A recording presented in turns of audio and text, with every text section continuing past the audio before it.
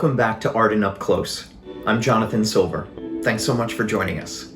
Since 1988, Art and Theater Company has presented 45 world premiere plays and has spearheaded countless play developmental workshops which have evolved to full productions for our stages.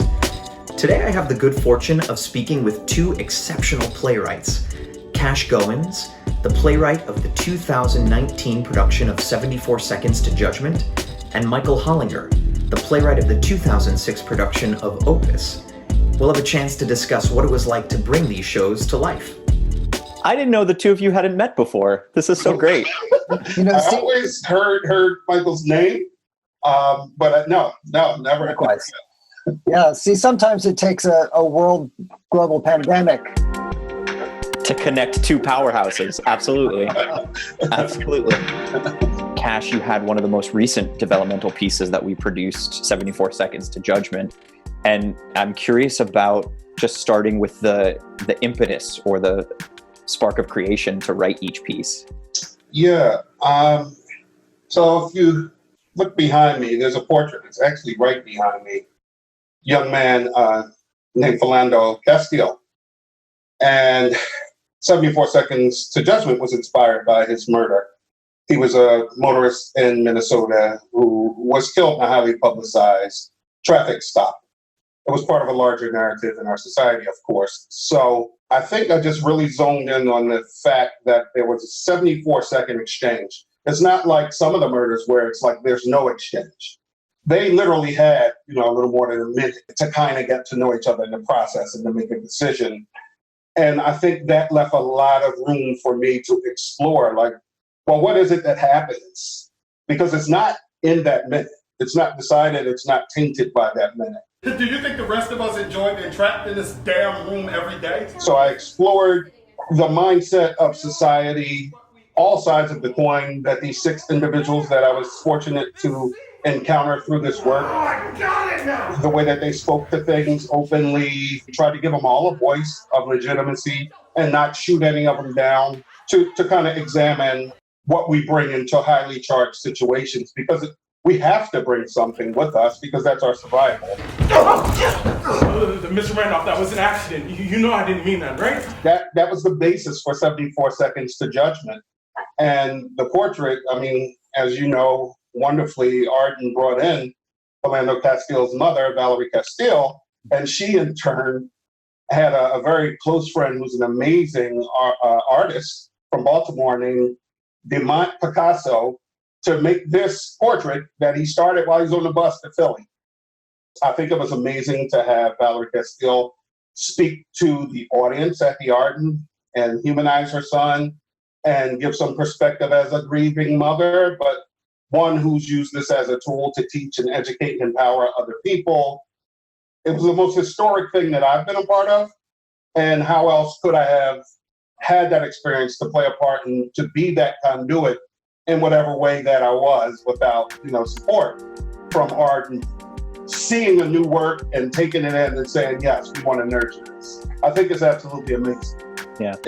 You raised me right. I'm going to make you so proud. I will call you as soon as I get my bag and settle this. Yeah, it's interesting hearing Kash's story, because I often think about plays, to what degree are they rooted in fact and to what degree are they rooted in the imagination? And of course, every play is somewhere on that spectrum. It's not a matter of right or wrong.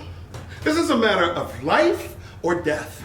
And the obligations of Kash's play, beginning with an imperative to say, these things we know to be true, these are the voices of people I want to honor in their intention. And yeah, I'm going to make a play out of it, which means I need to make a lot of stuff up, is so different from, Opus for me, which allowed me to say, what's the story? Who are these people and what happens? And of course, by the time when you get to the end of it, it feels like it couldn't be any other way, but it was a lot of other ways in the beginning. Anyway, that's a long preamble. Since when does an echo precede the sound itself? All right, it's all about semantics. It's not semantics, it's dynamics. Yeah, so I was a violist as an undergraduate. It was intended to be my career path. And I had intended to write a play, basically a play about a string quartet, as early as probably 15 years before I wrote Opus. And the thing I bumped up against was that what I wanted to do was use theatrical characters like instruments and create a musicality of exchange that you might have in a string quartet with actual speaking actors. And the technical thing that I stumbled on right away was, well, in a string quartet, you can have 2 and 3 and 4 parts playing at the same time, and it somehow works harmoniously. And in the theater, that just sounds like noise because people are shouting on top of each other. And it might not sound like that should be a huge obstacle, but I couldn't get my head around it. How do you create polyphony and counterpoint in dialogue? So it took me another 15 years to get around to it. How can you say He plays better than you. He hears things we don't hear. That's why we always put up with it when he got fucking unpredictable. This story is not about kidneys. Yeah, it is. This may be a bit of a personal question, but I'm curious, where do you start? I did not prepare this, but I'm literally sitting at my writing desk, so I can show you what one of my writing journals, this is a play I'm starting to draft now. So usually something that looks like this, or here's a different one.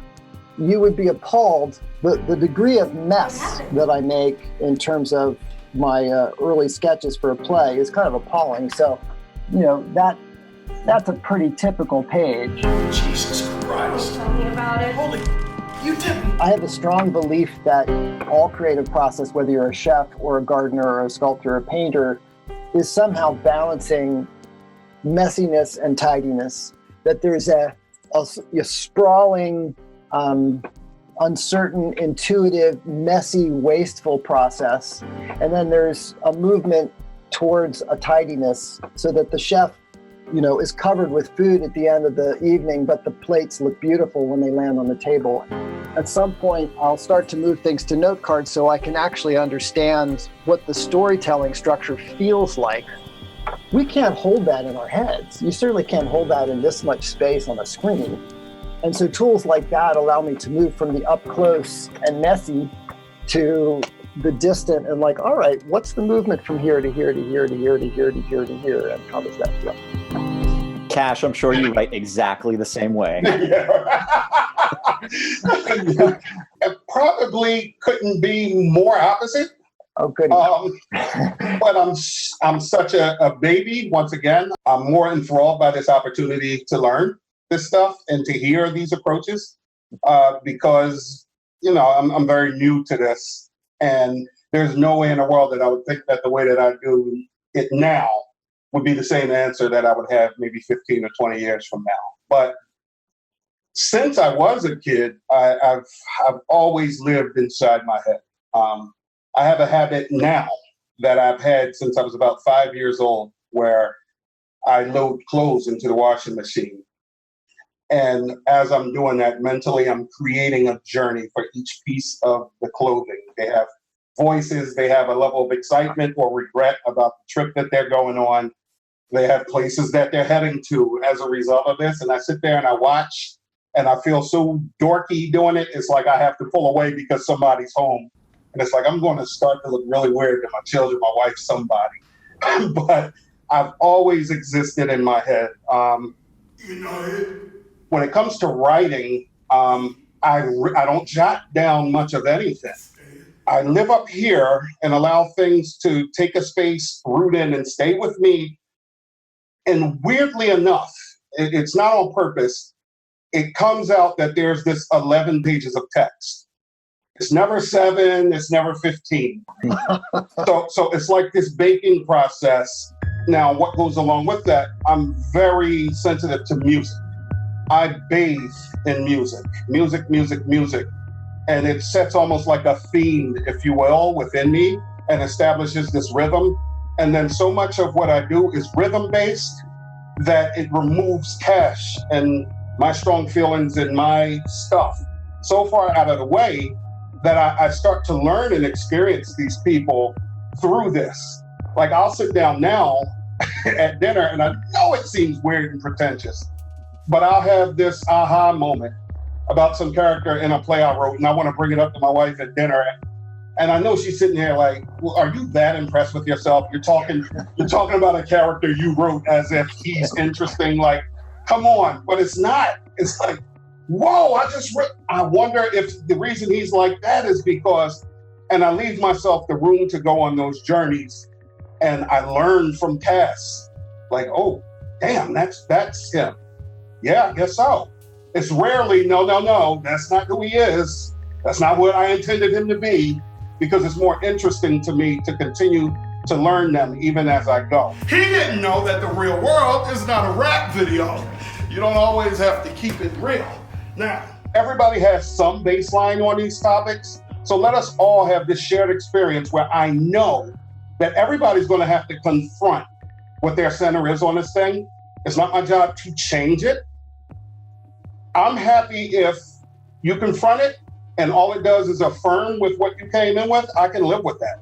I don't need to move you. Yeah. Because that's the same thing that I'm going to try to do to myself through that process.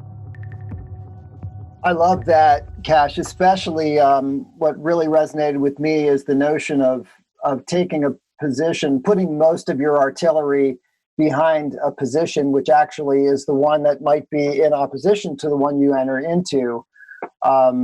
One, it's way more interesting. And two, it awakens empathy because you have to stand inside that person's shoes and from their point of view, and also question your own, because if you're bringing that best artillery into the room, it means you're going to find the holes in your predispositions. Exactly. Yeah, which is great, which means it's going to be a good fight, however it winds up. In fact, you might even lose by the end. Absolutely. Absolutely. That's what I'm after. I think that's the best case scenario. Yeah. How has live theater shaped you as a human? Before I became heavily invested and heavily involved in theater, I was a lot more closed-minded. I was a lot more stuck in my positions and my views, a lot more thick-headed. And theater has flipped that, where I would say that I'm exactly the opposite. I'm so much more interested in the alternative point of view. What are you talking about? Talking about the fact I know what I know, I know what I feel, and I have never learned anything or became better at anything by being stuck in what level of knowledge I already had. So that even applies to life and doing this human thing the best that I can. And I can clearly point to theater and my investment in it and my love for it and my participation in it as what has helped me to find value in knowing the other side and exploring that earnestly and allowing that room to breathe and have a living.